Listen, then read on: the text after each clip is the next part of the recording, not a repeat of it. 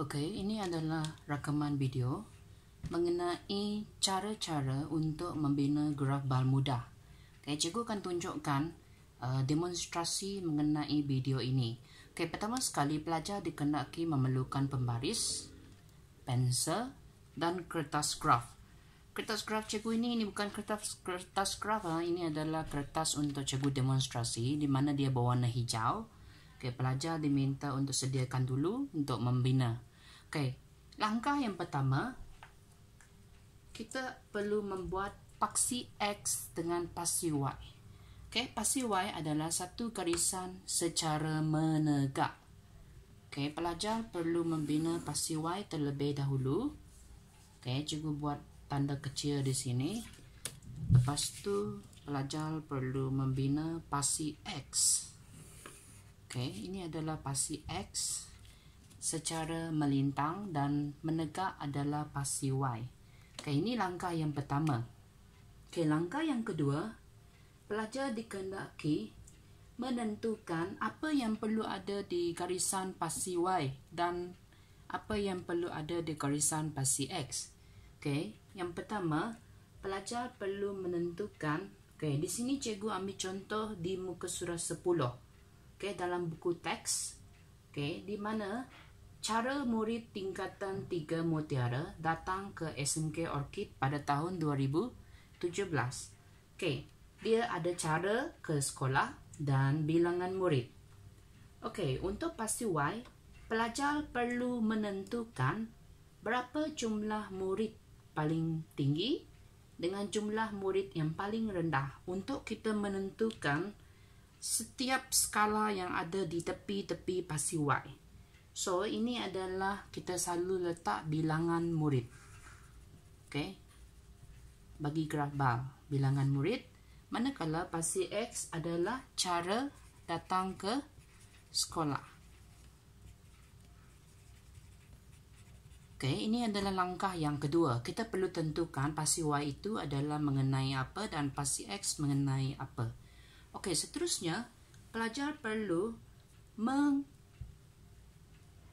andaikan skala yang ada di paksi Y. Kalau kita lihat dalam jadual muka surat 10 buku teks, paling tinggi adalah 12, paling rendah adalah 2 orang. So, kita bermula daripada 1 cm adalah 2 orang.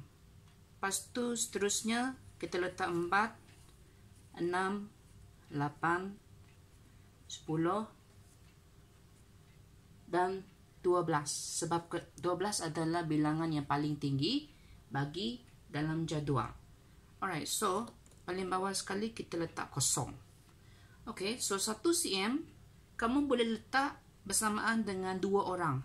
Ataupun kalau bilangan dia adalah tidak terlalu tinggi, kita boleh letak juga skala di sini 2 cm bersamaan dengan 2 orang. Itu terpulang kepada soalan.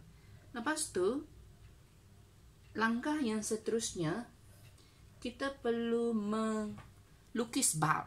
Sebab ini adalah mengenai gerak bal mudah. So, bal adalah segi 4, lepas tu dia panjangan.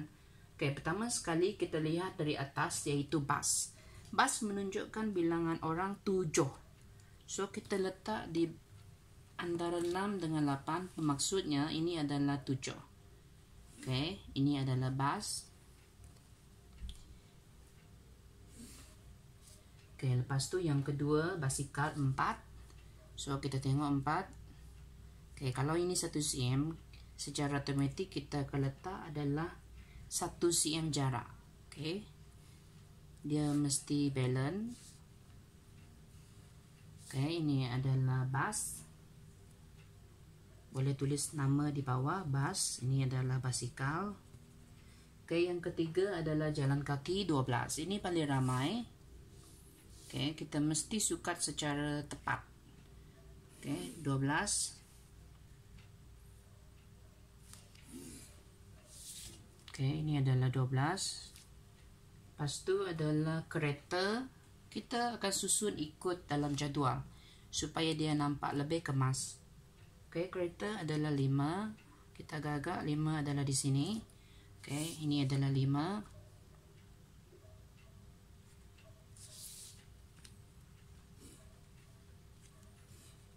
Dan yang terakhir adalah motosikal.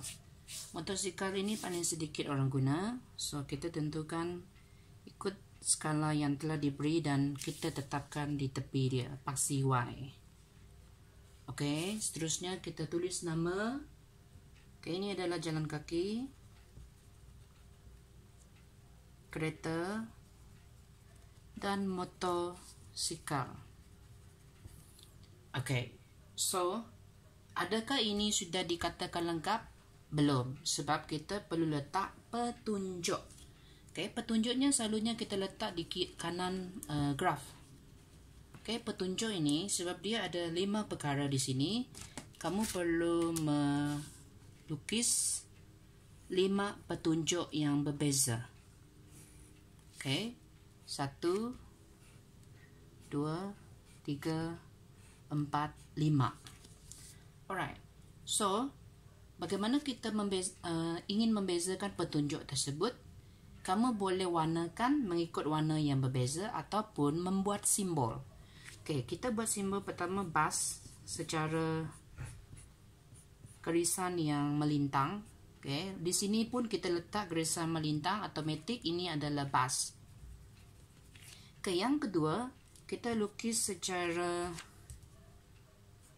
seperti ini. Okey, garisan yang lurus melintang. Okey, di sini pun kita lukis melintang, so kita letak basikal. Okey, jalan kaki yang ketiga, kalau cikgu letak simbol begini, iaitu bulat-bulat kecil pun diterima. Okey. So ini adalah jalan kaki. Di sini pun kita letak simbol yang sama. Dan seterusnya kereta kita boleh letak garisan secara menegak. Okay, secara menegak, di petunjuk pun secara menegak, iaitu kereta. Dan motosikal. Kalau motosikal tiada simbol lain, kamu boleh bina satu simbol yang unik, di mana dia tidak sama dengan yang lain. Ikut ke kriteria masing-masing. Okay, cikgu terima saja apa-apa simbol, jangan letak simbol yang pelik-pelik. Okay, so ini adalah motosikal. So, ini adalah cara-cara untuk membina graf bal mudah. So, pelajar mesti memahami. Sekian, terima kasih.